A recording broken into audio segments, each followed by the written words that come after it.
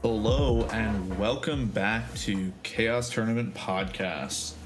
Today we will be going over the Treasure Series 2 and talking about top 16, general meta breakdown, and some highlights through it. I'm Fetch, and with me today are Kuma. Yo. And Neko. Hey everyone. We may be down one, but that doesn't mean we're going to be doing any less spicy takes here. So let's start off getting into top 16 with a pretty, I'll say, basic start. 16th place, Jamaican dude with Rogsai. Jamaican dude, a very excellent pilot, one of the best turbo players out there, and did a very good job getting into top 16, but nothing crazy there. Yeah, pretty much your boilerplate standard ROG list, I would say. But I mean, you know what? It works. It works, and I think the inclusion of the Narset and the Tox Deluge is kind of fun. Not things I've seen in every Rogsai deck, but removal, we've talked about it over and over, really nice, and opponents like to draw cards, so if you can stop them, the better to you, but still that 3 CMC in a turbo deck is interesting. It also sides away from Bola Citadel as a combo piece, so they don't have the transmute artifact into that. But other than that, pretty default list. Moving on to 15th place, we have one of 2 Niv Mizzets in the top 16. Yeah, that was surprising. That's not a deck I expected to place in the top 16, let alone twice. But, I mean, it's a solid deck. Like, I've always liked that deck. I think that deck is better than people give it credit for. I used to joke it was the king of the mid-range decks. Like, I played Hullen for a hot minute, and Hullen was very good at out mid-ranging just about every deck in the format, even the Brassios decks. But, like, Niv out mid-ranged even that. So, you know, I've always had respect for it. It's a very hard deck to stop once it gets going, and it's just loaded to the gills with interaction, free interaction even. You know, I'm a fan. I would describe Niv as one of the few control lists in our format. Absolutely, it is that. And we saw that control on full display in that top 16 match. A lot of removal too, not just counter spells, but a lot of bounce effects. And not only removal, but we saw the Graph Digger's Cage. Great pieces for things like Winota, and it was relevant on board in that match. Play more stacks. Mm-hmm. And also Nezahal. A lot of card advantage, but I'm interested to see it here with such a high CMC when your commander already costs a fair amount. Yeah, but conversely, your deck's built to generate a fair amount of mana because you're trying to cast a creature that costs 3 red and 3 blue.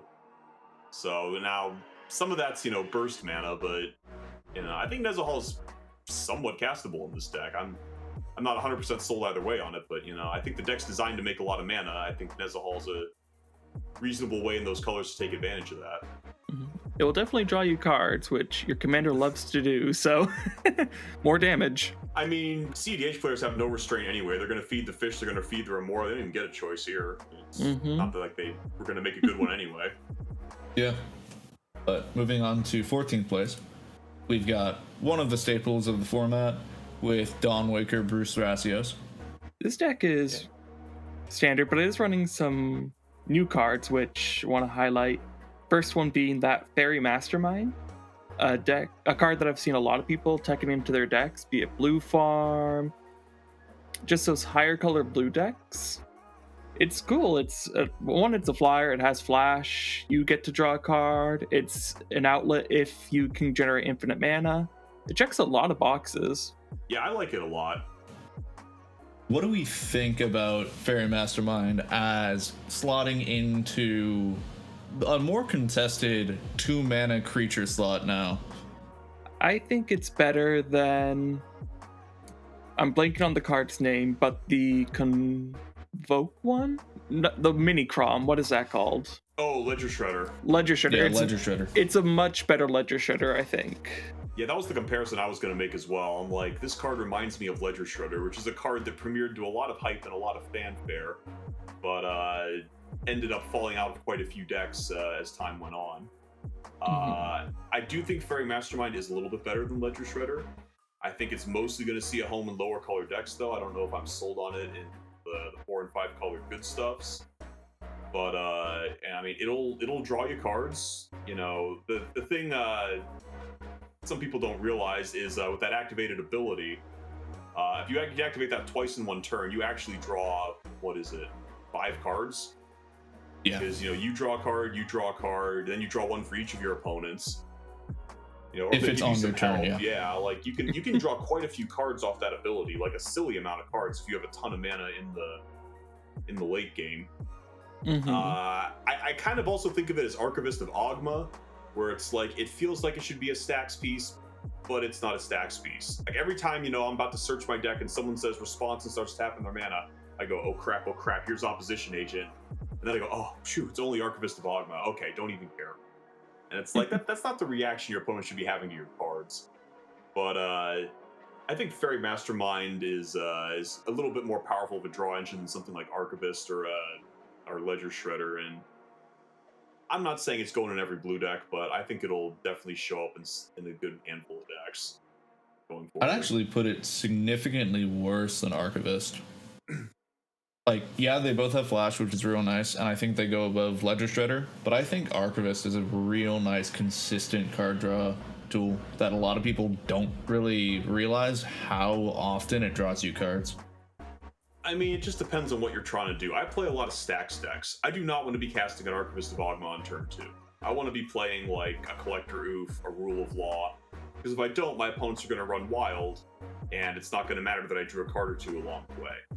And the problem with Archivist is, if you can play it early, it's excellent. Its power level, I think, falls off exponentially the longer the game goes. So, like, if you're the kind of deck that can flash it out on turn 2 and not feel that bad about your game plan, yeah, absolutely, phenomenal card. But if you're, like, playing a stacks deck like I do and you're trying to lock the game out, I feel like sometimes the Archivist, you draw, like, 4 cards and then the Storm player just wins, and you're like, I wish it was a stacks piece. Well, I mean, Fairy Mastermind falls into that same thing. Oh yeah, that's what I said. Yeah, it's a comparable card in that sense that it's like, you know, when somebody flashes that in, I'm gonna breathe a sigh of relief. It was an Opposition Agent, but you know, I think that one at least is.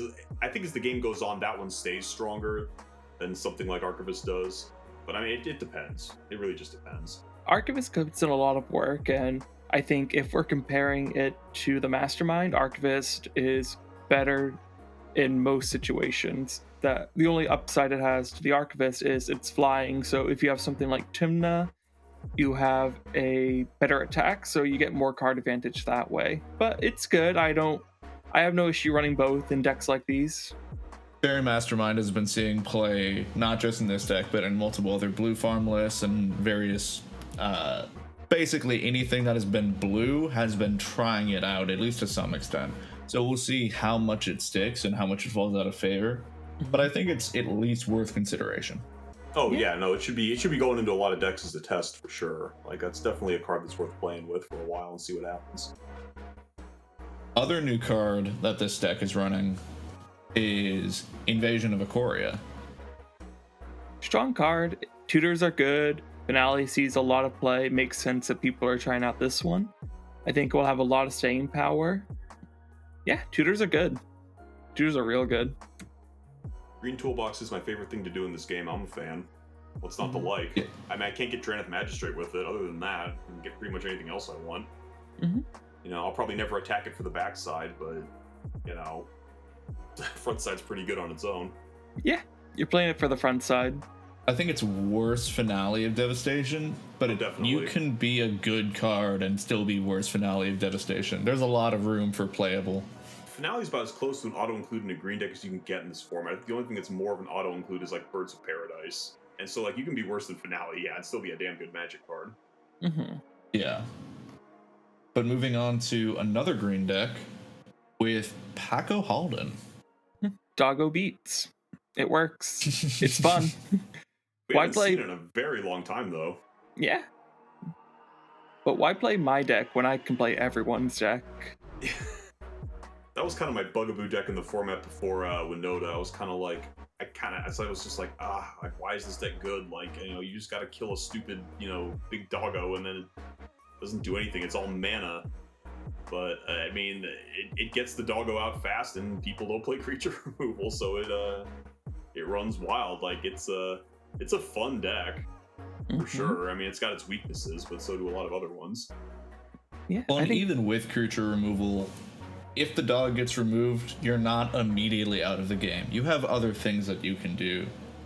Like you run Consecrated Sphinx, you've run Niv Mizzet, and yeah, it has haste, so you can just play it again and beat someone in the face again. And even if the dog is removed too, you don't lose access to the cards you've already gotten with it. The ability to stockpile some of your opponent's best cards and use them, whether it's a counterspell, a win con, a tutor, when you need it, is really powerful. Yes, you need Paco, but Paco is pretty easy to get out in most situations. Oh yeah. I mean, your deck is like all mana generation anyway. So it's not too hard to cast them a couple of times. Especially if you steal mana off other people's decks too. You hit someone else's Soul Ring, Paco's never going away at that point. It's weird card draw on the command zone, and any card draw on the command zone is good. Yeah. I mean, I got a soft spot for decks that want to chain a bunch of extra turns. I played Edric for about 4 years, like from about 2014 to about 2018, so... I do like that aspect of the deck, even if it's not the strongest thing you can be doing in Magic. And this deck can use those extra turns well. Again, you're getting that card advantage, you're putting pressure on your opponent's life total.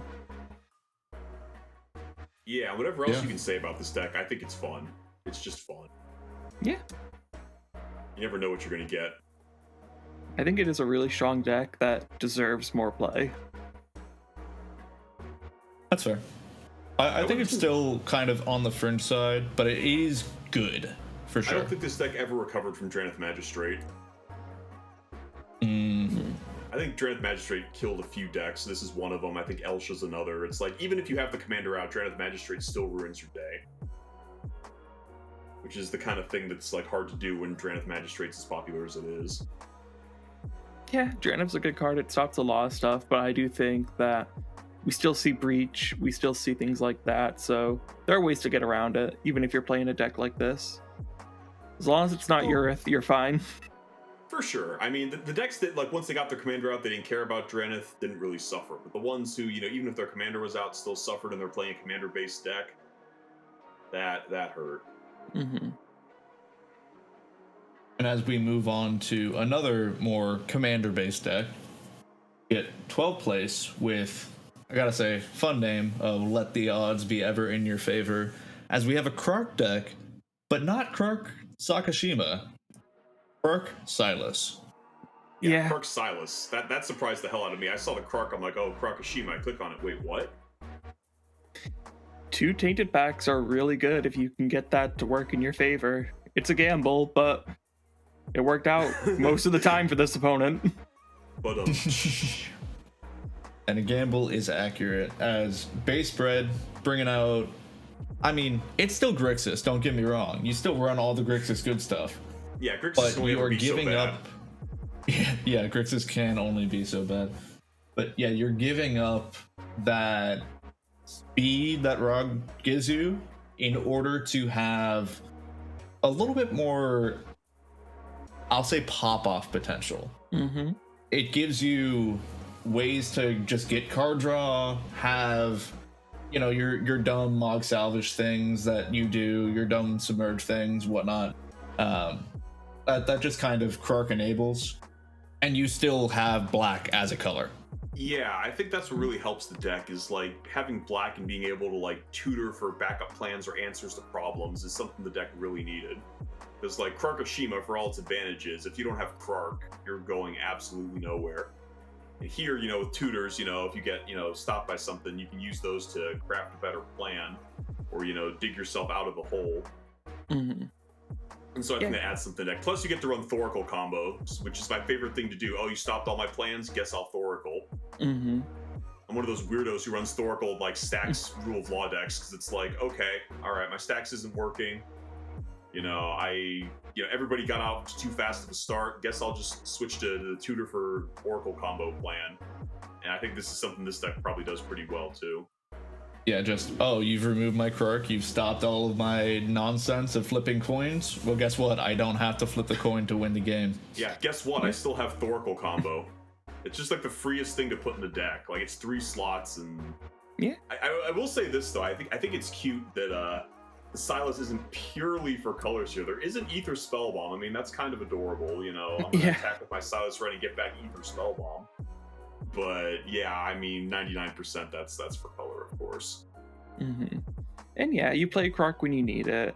When you play Krark without Sakashima, you're preparing yourself to be burned at points. I think, especially when you are trying to play counter spells, that's probably when you'll field a lot of the time.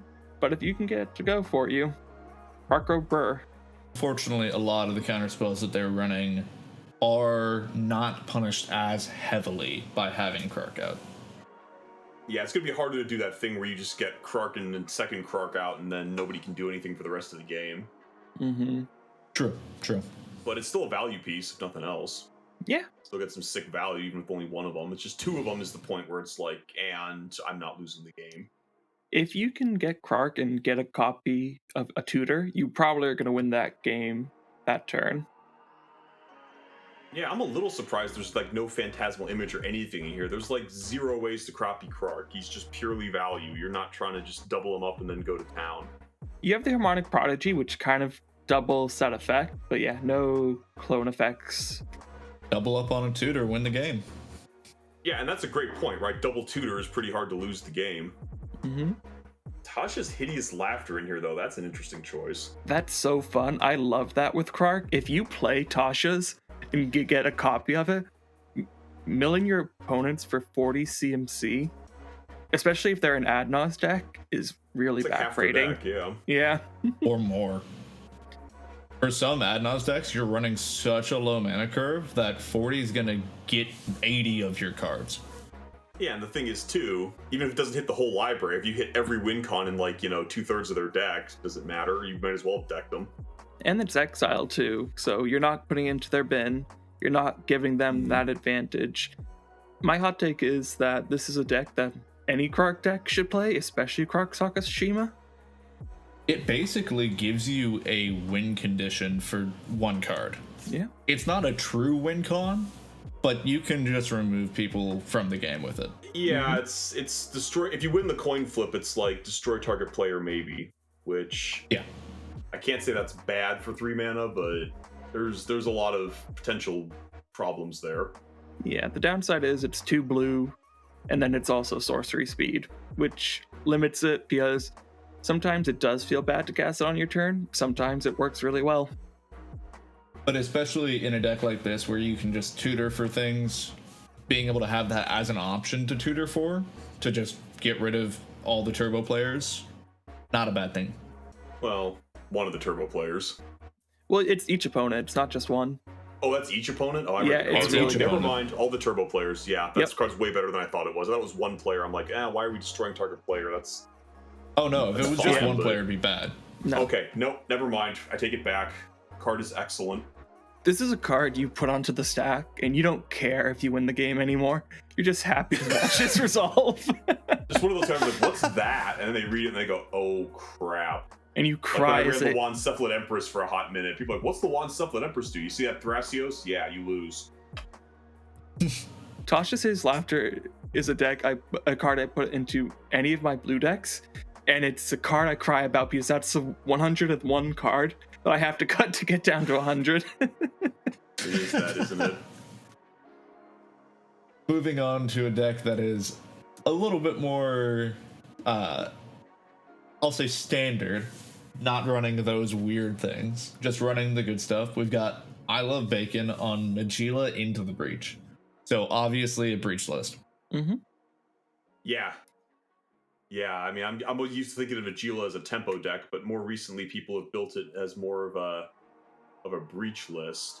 And I'm not sure how I feel about that, but it's definitely putting up results. I mean, the deck still runs Chatterfang. It still has Grim Hireling, which I think if you're cutting Grim Hireling from the Gila, you're wrong. Chatterfang Yes. is more up for debate, but Yeah, Chatterfang is debatable. You're 100% wrong if you cut Grim Hireling. Mm-hmm. I feel like it's a deck that has taken over as the kind of Kenrith. It's that 5-color value deck. You know, the we don't see Kenrith too much. I think a lot of the stuff that you want to do in 5-color, Najeela does, and we've been seeing it do, I think, better, at least on the turbo side of things. Yeah, it's a better turbo deck than Kenrith, I would say. I think a lot of Najeela decks have moved away from just running cheesy Najeela cards into running good stuff, and then a handful of the really powerful Najeela things, where it's like Grim Hireling and Facebreaker are still good cards, even if your Najeela is not doing Najeela things. Right. And I think that's probably the correct choice. There's still like Chatterfang that's up for debate. There's some of the weird green cards that I'm forgetting. Like is it Druid's Repository? Druid's Repository. Yeah. That one's been out of the list for a while. Nature's Will is a more recent cut. I noticed that one's not in here either. So your only Najeela combo pieces here are Derevi and Grim Hireling. And I guess, well, Facebreaker's not exactly a combo piece, but you can get about a silly amount of extra combat phases with it. Mm-hmm. Yeah. Yeah, no more like Mindblade Render. Like some of the lesser support pieces are gone. Culling Ritual, yeah, if you can run that, run it. Card's good. Especially with all your warriors, a lot of mana for you. Yeah. Culling Ritual, wipe all my warriors, add Naws. Honestly, not bad. Yeah, I think it's a good mix of Najeela, win cons, and then just 5-color good stuff deck. Yeah, which I think is probably the place you want to be. Yeah, I can't argue with the results. It's not how I've currently constructed Najeela, but I'm probably a little bit of a fuddy-duddy there. This is quite likely the way to go. As we move on to 10th place, we get one of the few Stacks decks that have actually made it to the top 16. This tournament, we've seen a lot more of the mid-range. We've even seen Turbo make a comeback because it had fallen out of favor for a little bit. But here we've got Tivit, played by Sir Danzig. Can I just say that Tiv Civ is like the best deck name? Tiv Civ, yeah. Tiv Civ. Civ, yeah. Well, it's Civ, isn't it? Don't you pronounce that Civ? Sieve, I think, because time Sieve. Well, yeah, that's... I don't know. Maybe it's a regional thing. Some say Civ, some say Civ. I've always called it Civ. Okay. It's probably original. You can say it both ways. Yeah. I don't know. They know what Anyway, we're talking about. Not important. I was just going to say I like that this deck is on Academy Manufacturer. I don't see every Tivit deck run this card, and I think a lot of them should, because it just makes the most value out of your commander. Yeah, it turns the vote into which one would you like? Yes. Yes. Yeah, it's a very cute card to run. You've also got Kitten Teferi in there, which I think has seen a little bit of a rise when Kitten is also abused by the commander. Mm-hmm. Yes. Kitten makes a lot of the decks very much better, and it makes Tivit a lot better. It takes it from probably an okay commander to a deck that we've seen performed at the level it's been played at, and in the quantity. Yeah, I think a lot of lists that run Kitten don't do enough to justify it. I don't think Tivit has that problem. No. Yeah. It's not the only deck that got top 16 that has that same situation, but yeah, I think Teferi has really seen a rise in popularity recently, specifically 3 Fairy talking about here. It's kind of a weird card because if you cast it and don't win the game, you can just give the game away a lot of the times. Kind of like Dosen or is it Shield Matrix? Yeah, in that same way. Almost like a Lavinia too. Yeah, Lavinia as well to some extent.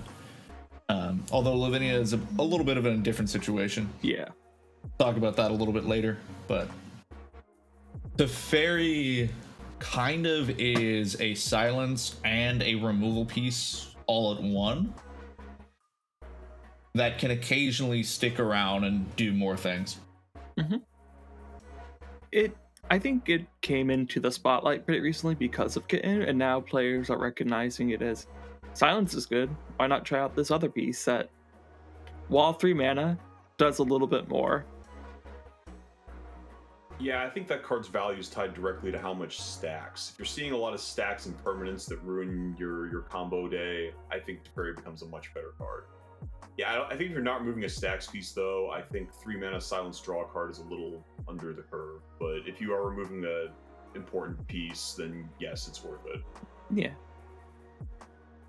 I don't hate it, though. Even in, yes, sometimes it'll be a dead card, but it's also can be served by, things like Force of Will or Force of Negation, something to pitch, something you don't hate pitching under your Crow Mox. It's not a make or break card for the deck, so it can be a little more flexible in that sense. Yeah, I agree. But as we're moving on to 9th place, Freedom Waffle, amazing name, playing Dargo Thrasios. Yeah, this is one that's gotten a little bit more popular recently. I've been seeing a lot more Dargo recently than I have in the past. So what's going on here? It did just win a tournament, so that probably has at least something to do with it. Yes. I'd say Dargo is probably one of those cards that people have been talking about for a long time, but it's just hard to figure out. Yeah, but it also has the benefit of being a partner that pairs so well with so many different commanders. I think Dargo Fras is perhaps the most recent iteration, but we've seen Dargo Timna, Dargo Ikra, I've even seen some Dargo Jeska. It fits a lot of boxes while doing the same thing. In a place with Dargo Thrasios, it gets you that infinite mana that can be used by Thrasios, so it does have that nice synergy there. Plus, it does also allow you to get some of your bigger pieces like Dargo, Neoform into your Tide Sprout Tyrant. Really nice. Yeah. And I mean, it enables you to put Dockside in your deck, and since Dockside is basically the best thing you can do in this format, and hey, it also makes them super cheap to cast. I mean, that puts a pretty good floor on the card. And on that floor too, you have a 7/5 with trample, threatening your opponents as long as it's not answered on board. Yeah, it can put a dent in an Adnaw's life total. I'm not sure how much the decks generally turbo him out, but yeah, it's definitely a consideration. Mm-hmm. Well, and typically, if you're casting Dargo, you're going for a win of some kind. But yeah. The backup of hit someone in the face 3 times to kill them, because 7 times 3, 21 commander damage, not bad. I mean, I've been in games where the 7/5 changed the nature of the game. Like, it certainly can have that effect if the game stalls out. Mm-hmm. And then you have Thrasios as that same, not with combat damage, but with card draw for when a game stalls out. Mm-hmm. Yeah, you got some real nice options for the mid game in that deck. Cute list, something worth considering taking a look at if you haven't already. But finally making it to our top 8, we've got, coming in at 8th place, another Niv Mizzet deck. This one, the difference between this one and the last one is only 7 cards. So pretty much the same list, only some small differences. One of the differences, which I think I really like, is the inclusion of the Treasonous Ogre. Can really help you get that red mana to cast Niv, and can pump out some of your key cards. I think that's one of the most busted cards that doesn't see a lot of play. Yeah, Treasonous Ogre in the deck becomes a card that pretty much you have to counterspell. Otherwise, you get so much value from it and can so consistently get out Niv Mizzet. Mm-hmm. If you don't either counterspell it or remove it on that turn, it's a bad time for the table. Yeah, we all know what it does in Godo. It's maybe half as good here, but that's still pretty damn good. Yeah. Mm-hmm. 7th place, we've got Fervent Alchemist playing Timnatana. They're calling it Red Farm, which, that's cute. I mean, there's no Ad Nauseum. Is it a farm deck without Ad Nauseum? Well, it's certainly not a pod deck, so... Yeah, it's not Blood Pod, that's for sure. It's not Metapod. Oh, no, there is Ad Nauseum. I apologize. I missed that on the list. There is Ad Nauseum. It's farm. Okay, my bad. The idea of what is a farm deck is a whole conversation.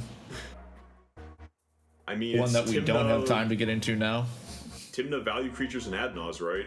I'm not sure what else it would be. Yeah, I mean, it's interesting. You're on this one is also on the Bolt Citadel Aetherflux combo, which is fun. I like that combo. You also have the Witherbloom, Chain of Smog.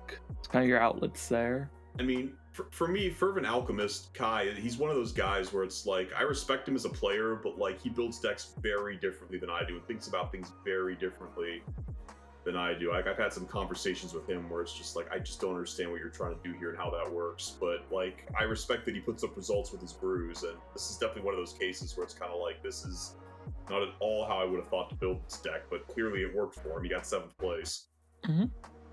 Honestly, the more I look at the list, the more I think the name Red Farm really does apply, because it does fall into that same blue farm kind of vibes, except for you're giving up card draw consistency or basically more mana. Yeah.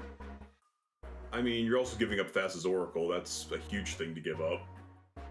Yeah, and that's rough, but you do get the Wither Smog combo, which not anywhere near as good, but still not bad.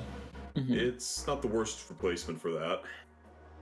But it's an interesting list, and something that I think the name Red Farm does actually apply to pretty well. It really is just a turbo ad nos list without the blue, which, as we highlighted, has its cons, but does do... I don't know, I'm not sold on it, but I at least see what the list is doing, and that's interesting. See, I'm a little bit of the opposite there. Like, I'm also not sold on it, but like, I feel like this is the list that if I stared at it for like 15 minutes, like I would eventually see some things I didn't, and it would start to become a little more clear to me. Like, there's a lot of, cards in here you don't normally see on a Timna list. And like, the more I look at it, the more I'm like, okay, I kind of see the method to the madness here. Like, yeah, it almost feels more like something though that you would build as a challenge to yourself. Can I play blue farm without playing blue? And it's like, well, maybe you can, but should you? I mean, like I said, clearly worked out for him, and this is definitely an interesting list, but I don't know. There's a lot of choices. Yeah, basically the thing that's nice about this list is it gives you the Yund core. I know everyone else calls it Jund, but for some weird reason I call it Yund. It's fine. By the way, Merriam-Webster says Civ. I win. It gives you the Yund core while also giving you Timna. And that's basically all you're looking for. And I think that's fine. Oh yeah, I mean, Jund would play the hell out of like green-black Timna. So yeah, seems good. For my own purposes, I think Ikra Bruce does it a bit better, but having Timna's never a bad thing. Yeah. Yeah, that's a good point. Ikra Bruce, I feel like, is probably a little more streamlined, a little more, solid on the ad nos plan than this, which I think is trying to do a few different things at once. That is one of the biggest things I disagree with Kai on, is like, he likes his decks to do like 7 different things. I'm like, let's do 2 things really well. I'd probably take Ikrom over both of those. But as we are moving on to a deck that doesn't have to make such sacrifices, we go to another Najila list. This one brought by Memo. Speed needs no translation. Yeah, and this is another Breach list. This one looks extremely similar to was it I Love Bacon's list back in the top 16? I haven't done a direct comparison, but just glancing through it, it looks extremely similar. No Toski, sadly, but yeah, pretty similar from both I can see besides that.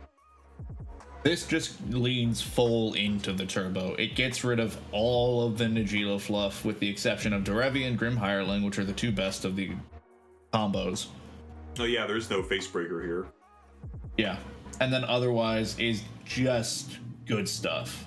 Which, I mean, 5-color good stuff with the ability to do a 1-card win combo? Not bad. Mm-hmm. Not bad. Najila's got a pretty high floor. Yeah. 5th place, we've got Rocco, played by Propaganda. And this is definitely Food Chain. I feel like Food Chain's kind of won out as the way to play this guy. I think Rocco Food Chain has really seen it's really shown that it is actually a good deck that consistently gets wins, and I think it deserves this 5th place. Yeah. It brings colors that haven't seen a lot of limelight in the CDH community and brings it to I would say, A ranked deck. Yeah, and I think one of the reasons Food Chain overperforms in tournaments is people will finally realize that nobody's bringing Rule of Law to the tournament. I feel like the deck that probably benefits the most from that might be Food Chain. Because other than that and like Dranith Magistrate, I don't think much shuts off the combo. Yeah. Yeah, you're in good colors to do exactly what you want to do with this deck. You have the tutor and the command zone. You have the ways to recur that tutor really strong. You have a couple combos that work well. I see the Google Caster, I see the Feldar Kiki. This one isn't on Vivian. I've seen a couple lists that do opt running that Vivian, but really just more of the food chain style, which is fine because again, you have that tutor already. So yeah, I like it. You run both Elish Norns here, which are fun. The Perforos, I don't know if I've seen that one in these lists before, but it makes sense. It's a outlet for your flickers, so. Mm-hmm. Yeah, there's definitely a few interesting choices here. Preston, as well, is an interesting choice. Meticulous Excavation, I can see why that could be good. It does feel like it's going a little bit too deep for me, but I can see how that could be good. Mm-hmm. Got some interesting choices and worked out pretty well for him, but wasn't able to get to top 4. And as we do get to top 4, we've got 2 blue farm lists. No way. 4th and 3rd, both blue farm. You're kidding me. That deck never does well in tournaments. That is the meme. I mean, what else can I say? It's blue farm. It wins events. We had 9 total blue farm lists in the tournament. I will say one difference I noticed between these two lists right away is one seems to be running Lavinia and the other is running Teferi Time Raveler. And yeah, interesting point about Lavinia, yeah. We talked a little bit about Teferi earlier, but let's talk about Lavinia here. There were 9 blue farm lists in the tournament. 8 of the 9 brought Lavinia.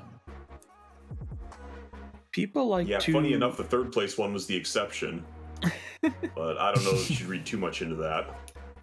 I think that Blue Farm is a mid-range deck. People have called it turbo. I disagree with that. I think it's a deck that does best when it's allowed to sit back and build its engine and just get that card draw online. Lavinia is a card that really helps with that because it stops a lot of the turbo and breakaway potential you would have. We saw a lot of Rog Sai. Lavinia really hoses down a Rog Sai deck. It is also a card that requires your opponents to be smart in how they play around it and will really separate the greedy CDH players from the successful CDH players because it makes it so your opponents have to keep up mana for their interaction and not just puke out their hand even if they can cast it. Well, and it also really hurts those turbo lists because you can't play out your rocks. Mm-hmm. Or at least the 0 mana rocks. So when it comes to those big pop-off turns where it's like, okay, I'm going to cast all my mana on Adnaz, but it doesn't matter because I'm going to play a ton of 0 mana rocks anyways, this shuts that off. Yeah, it makes your post-Naz life hell because you have to float extra mana while you're going off, so you can't just go Mox Time and Chrome Mox after the fact. And that's even if you can get to 5 lands in Rog Sai, which when you're running only 23 is a bit of an ask sometimes. People don't run enough lands in this format, and Lavinia is happy to come in and take advantage of it. I feel like almost every list I read should be running at least 2 more lands, if not more. I forget which pro player, whether it's Sam Black or somebody. He's like, so I looked at CDH. My first thought was, everybody should be playing more lands. What good is Arcane Signet if you miss your land drop? And I'm like, he's kind of got a point. Well, and Lavinia really punishes that. Yeah, exactly. Mm-hmm. I think otherwise, Don't run lands. Lands are bad. Yeah. That's a slight exaggeration, but Lavinia really comes in. Something that makes me just want to like go off for 15 minutes, but continue. No. We can talk about that later. But Lavinia really comes in and is like, hey, you're going to get punished for trying to cheat. Yes, you got to play Magic the way Richard Garfield intended. Right? One spell a turn, use your lands for mana. In a format where you really want to cheat, it really makes it hard to do your stuff. Plus, it's a body too for your Timna. It's another potential attacker. Only 2 CMC. It's easy to get down early. There's a lot of benefits to it. It's not a card that you can jam down in every game. I think, for example, if you're up against a lot of Rocco type decks in your pod, it's not great there because a Rocco player will look at that and be like, okay, I'll just cast my creatures now. Yeah. Thanks for shutting off all the Force of Wills. I guess I'll win now. Yeah. But moving on from talking about Lavinia, talking about Blue Farm, all this boring stuff, let's talk about something a little bit more spicy with our second place list of Tyam, played by Black Bolt. Yeah, this is a Ghost Pepper here. That is not something I would expect it to finish second in a tournament. It's been creeping up those rankings, though. Getting top 16s, might have even gone to top 4 before now. Yeah, this is not the first top 16 in recent tournament history. Tyam has been doing some top performances pretty much since Tyvar Jubilant Brawler came out. It's gotten some nice toys recently, which helped the deck. I just want everyone to realize that now Acacian Money Changer, Moonglove Extract, and let's see here, what else? Hex Drinker. These are now top tier CEDH cards. Second place. You heard it here first. Tyam is a deck that is very hard to play well because it requires you to really know the deck, know its interactions, on top of being a stacks deck. I keep looking at this list and just going, what? Like, I'm sure there's a very good reason to run Moonglove Extract, but hell if I can figure it out just by reading this It goes list. infinite. It is one of your outlets. Surely something better must go infinite too. I don't know. There are a lot of ways to go infinite, but you want to get... Redundancy is not a bad thing, especially when you're just trying to get things into the bin to recur them. It seems like Tyam kind of took the place of Gov, where like Gov was the old like go infinite however you want deck. I feel like now it's probably Tyam. The thing that's good about Moonglove Extract is that it goes infinite without any mana cost because of how Tyam works. So you just, I'm out of mana, doesn't really matter. I can do this. Although I think a lot of your stuff is infinite mana things. Yeah. It's a weird deck. It is a hard deck to play. It falls into that, it's stacks, so stacks is hard, but it's also even harder than stacks because it runs all this nonsense.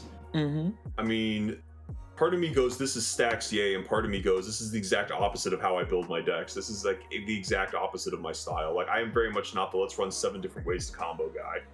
And I feel like that's what this deck is. And I'm not saying that's bad, but that's just not how I like to build. I think it falls very similar to Captain Sisse, which won for Chaos 7. It's running a bunch of weird stuff that only it can run, but it makes it work, and it makes the table very uncomfortable because they don't know what they're doing. Yes, but I would say that Tyam is much more commander reliant. You can't do much without your commander here, but the deck is really good and really resilient in getting out its commander however it can. It's even running things like Command Beacon to really make sure nothing's going to stop you from casting Tyam. I mean, you better cast Tyam. I don't see how this deck wins without him. I would say something like Captain Sisse is just a stronger magic card, which gives that deck an advantage. But like, yeah, I mean, it is in a similar area of the who the hell knows what's going to happen, but I'm probably going to lose when you play some card I've never heard of, and that is definitely a way to spike some tournaments.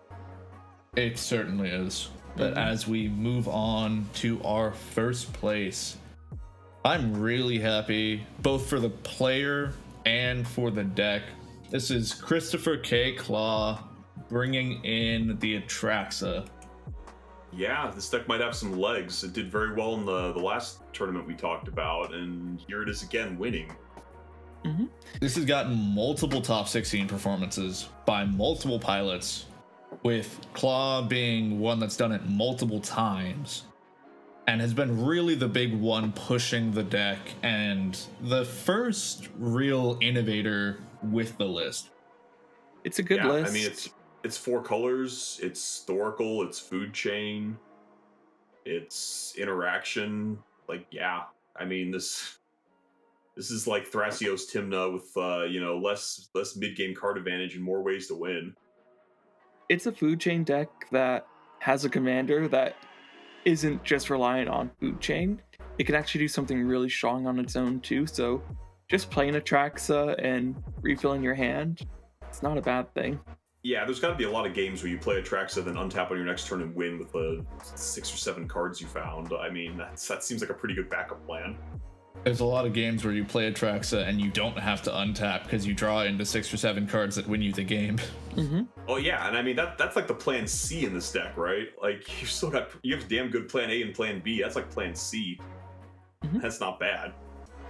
Yeah, Displacer Kitten, another commander that really highlights the power of that card, really works well with it, and can let you storm off for that win. When you cast a non-creature spell, draw 7. Yeah, seems good. Mm-hmm. Yeah. Pretty dang solid. Plus, and the it's fact not that the body can just be relevant sometimes. Mm-hmm. Plus, it's card selection too, not card draw. No, yeah, for sure. You get a little bit of selection in there too, so it is just better than pure card draw. Absolutely. Mm-hmm. Yeah, it's look at the top 10 and draw the best 4 to 7 cards of the top 10. I'm a little surprised this list isn't on Ad Naus. I guess the mana curve is a little bit higher than is ideal, but I don't feel like it's higher than like Blue Farm. That might be something that changes in the future. We'll see, because this deck is still very much in flux. There's still a lot of changes going on. Yeah, average mana value here 1.3. What is it in Blue Farm? Probably like 1.2. I don't know how well this deck Ad Naus is though, if I'm being honest. No. Well, I mean, but look at this. Average mana value in the 3rd place Blue Farm list, 1.31. Average mana value in this Atraxa list, 1.31. Now, maybe it doesn't have the support, but like, on terms of just raw mana value, it could definitely support the card. Sure, like, if you're looking at CMC, but is this a deck that gets much value from Ad Nauseam? Like, yes, Ad Nauseam, good card, but if you look at the deck list, Atraxa does a lot of that stuff already. You have your tutors. So really, it's just wanting to get your commander out. Like, in a Nas deck, you have things like Breach to capitalize off of after. You don't have Red here, you don't have Breach, you don't have Dockside. Yeah, I mean, you got Thoracle. Yeah. Thorkel's good. But you have enough tutors to get your Thorkel. I don't think it needs to run Nas, but it's a black deck that can, so it might be the play. We'll see how it shifts up in the future. People were always saying, cram it into Nagila, even if you don't have the best, plan for it. I feel like you could just cram Nas into this deck if you wanted, and even if it didn't just insta-win you, it'd be crazy value. Yeah, this would be a good, end-step Nas deck, I think. Yes, I think this would be an end-step Nas deck. But I don't think you need it. I don't know. The deck obviously does well enough on its own where you don't need it. The deck certainly doesn't need it, but my god. Oh, yeah. But as we're going off of our top 16, huge congrats to Chris Claw, by the way. Great job. Fantastic piloting and really cool deck that they whipped up here. Mm-hmm. We're going to move on to some more larger general tournament things. And I think we're going to start off with our unofficial, official, I'll say off meta deck of the tournament. So our best off meta, as in this is a deck that you pretty much never see, but it at least performed decently. I mean, honestly, Tyam is an honorable mention for that. Yeah, I mean, this deck's solid, but it's not something you expect, to see in a bunch of top 4s. But, same with Ka0s. Yeah. So, what did we pick for this one? Who wants to announce it? I mean, I'd be happy to, as we're looking at a very strange deck. Yes. Yeah. It has one of the best deck names I've ever seen. It says, I don't want any Winotas in the top 16. I completely agree. We're looking at Vol Candlekeep Researcher with the Noble Heritage background. I just heard 1,000 CEDH players say, what? Yep. Yeah. When I first saw that this was a deck, I also had no idea what it did. Yeah, we must have gone over this one for a good 10 minutes to try to even figure out what it was trying to do. To give you all the information you need about this deck too, it's Zorius, blue-white. Yep. Yeah, that's what you need to know here. So it's got some struggles trying to close out the game, you're saying? Yeah, at least it has, sort of like Shurikai, it does have an outlet in the, or not outlet, but an engine in the command zone. It does things in a very different way than Shurikai, though. You still run all your blue-white stacks pieces, but you use Val as a way of creating infinite mana. How do you create infinite mana with it? Glad you asked. One of the go-tos is Umbral Mantle, where as soon as you get Umbral Mantle attached to it, you can untap using Umbral Mantle and just infinitely go infinite cardless mana that can't be spent on cards in hand, but you can be using it on abilities. And then you also can buff it up using the background of Noble Heritage and use Staff of Domination to get infinite mana that way. And then Staff is also an outlet for you. Yeah, I gotta imagine that's the others. number one target when you're trying to find an outlet. It's gotta be Staff. Staff is a combo and an outlet all in one. But you do have some other outlets as options with Prophet of Distortion and Walking Ballista. With Walking Ballista, where you play it onto the battlefield and then use its ability to infinitely buff it up. You also got Reality Chip in here. That's kind of cute. You know, Vol says from your hand, doesn't say from the top of your deck. Sure. Yeah. I would have loved something that maybe lets you use that color's mana, silver mana of any color. But still really good with the Reality Chip. Especially when you have so many artifacts. To do that. It's a weird deck. It's a pretty cool deck. It's still Azorius, so it has its weaknesses, but really gets around them in an interesting way. Mm-hmm. Yeah, for sure. This is a creative little piece of deck building here. I'll definitely give it that. Mm-hmm. Has the Thassa's Oracle too to help you in the game besides Walking Ballista. So yeah, my second favorite name for this deck would be Who Needs Demonic Consultation, because I'm pretty sure that's how you actually end it. You draw your whole deck with Staff and then just cast Thassa's Oracle with a handful of counter spells and say, gotcha. Yeah. We have Demonic Consultation at home, and in this case, yeah, it's a weird that. one. Yeah, we have Demonic Consultation at home. Demonic Consultation at home is Staff of Domination. Mm-hmm. And you're in the colors to really get those artifacts that you need. So yeah, it's good. It's good. It won a game, so it did win a game. We do at least insist on that for this distinction. You have to at least have won a round. Mm-hmm. Yeah. I mean, there's other decks that perform better, but this is weird, and it still won. It's unique, and I don't think bringing unique things is bad. I think it actually helps the format as a whole. So. And the pilot for that was Suzu, just so people know. If people want to look up the list, Suzu is the person to find it. But while we did go over the return of Tymna Kraum, where 9 players brought it, which is by far the most played. The second most played being Rog Silas with 5. Also Rog Silas returning, because if I recall correctly, they didn't even have a single player in last tournament. So that's a whole thing. Yeah, I mean, it's one of those decks where it's like, maybe it comes out when the money comes out. Like, everybody knows what it can do.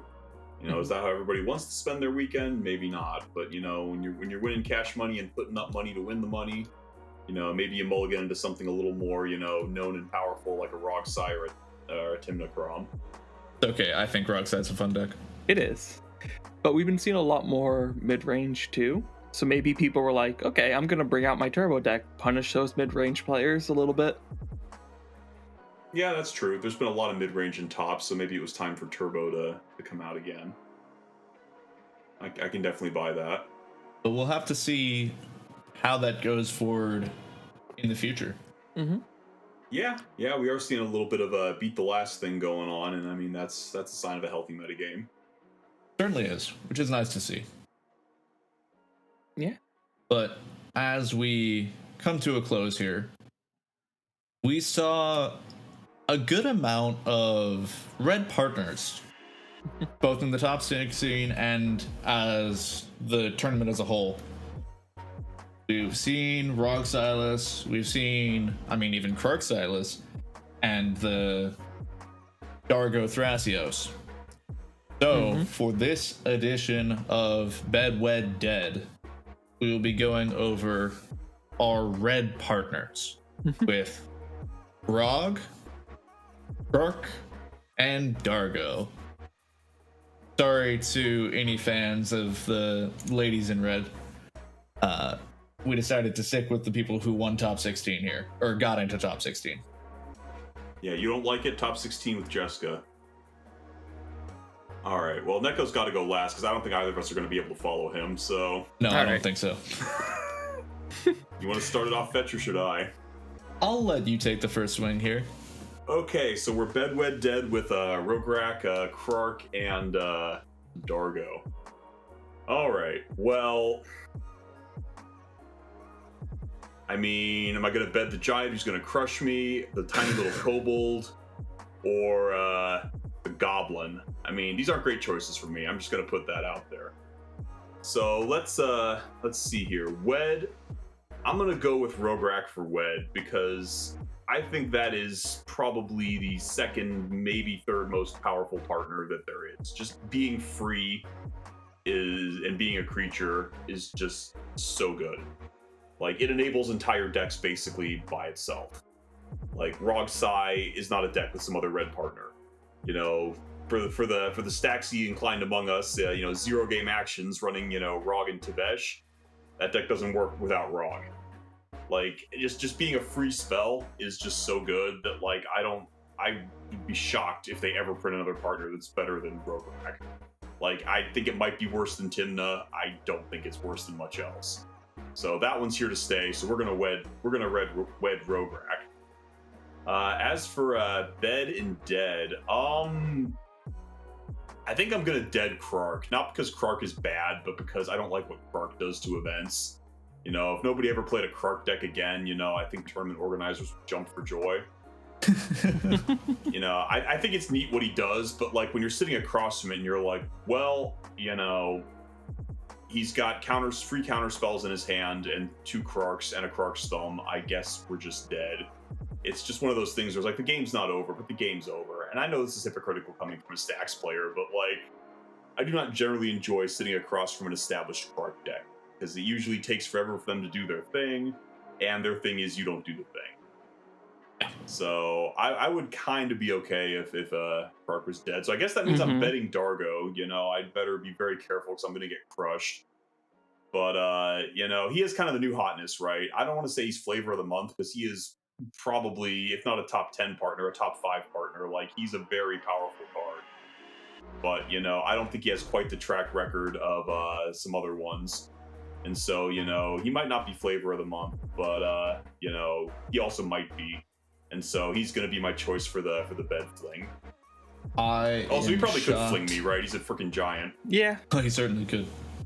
I am shocked that it took you that long to get to betting for Dargo, because Dargo is an instant bet for me. He's like not my type, but like, can you say no? He's so spicy. Like, he's such a big boy. It may be a little bit intimidating, don't get me wrong, but a very spicy card that, like, how can you say no to that? Now, someone that is going to be sacrificing me on the daily is not someone I want to be wedding. So that is not going to be a long-term partner. But for the short term, yeah, pretty fun. As for wedding, I'm going to agree with you. Rograk, he's just always there for you. He is such a reliable, consistent little guy. And his love don't cost a thing. Exactly. Always there for you. He's got your back. He enables all of your things. It's just consistently there whenever you need him. From the very first turn till the end of the game when you potentially sacrifice him to get more mana. He'll die for you over and over and over.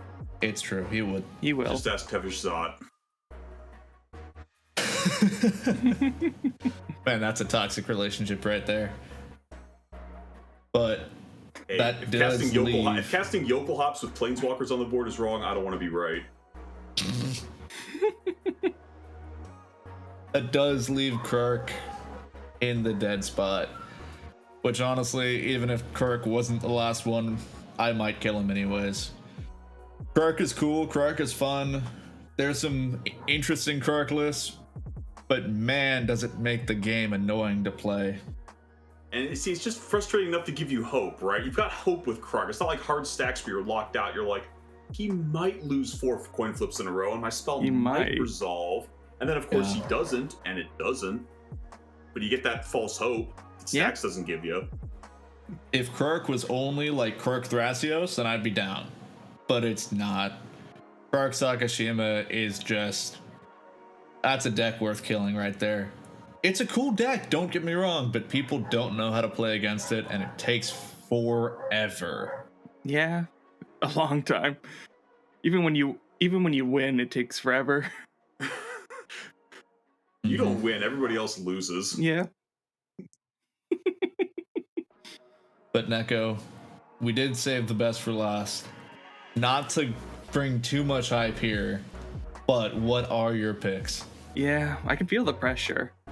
You know what else I feel? The giant at my doorstep. Dargo. I love Dargo, but there's a sad truth to this all. Dargo doesn't love me. Dargo loves the sea. Dargo loves his lobster. And really, I can't handle that type of relationship. So, I'm okay. You know, comes into port, has a shower first, hopefully. I wouldn't be so sure. Yeah, well, I can ask. You know, we meet at the bar, see how things go. You know, you got one at every port. I'll be one of them. It's like the face hugger. I'll cling to that. Krark. Wow. Krark loves to fuck me, but I don't love to fuck with Krark. I have a Krark Thras list, but besides that, Krark just needs to die. There are too many sins that have to be paid for. That leaves lost Rog. Coin flips at key moments. Too many lost coin flips, yeah. No thumbs up, no appreciation really for when they do work. Leaves you hanging. Never once give you a thumbs up for all your hard work. Never. So I have to kill Krark.